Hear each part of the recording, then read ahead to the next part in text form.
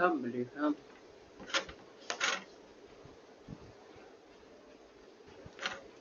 ชมเลขกันเลยดีกว่าเนาะชมเลขกันเลยดีกว่าชมเลขกันเลยดีกว่า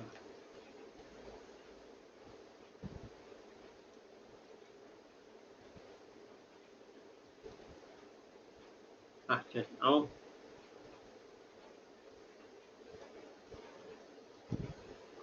ว่าอะไรจดเลยนะครับ9กับ0นะ4 5 6 7 8 9 0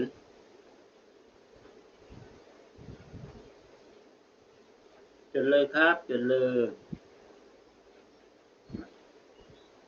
คนไทยปิดไวนะหมายความว่ารับเลิกรับไว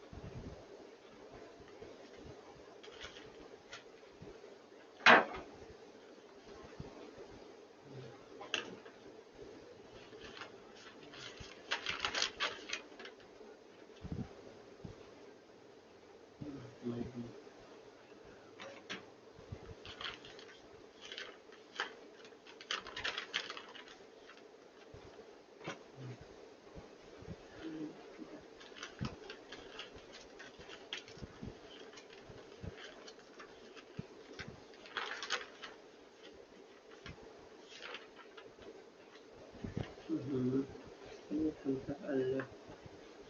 โอเคนะครับท่านนี้ก่อนนะครับ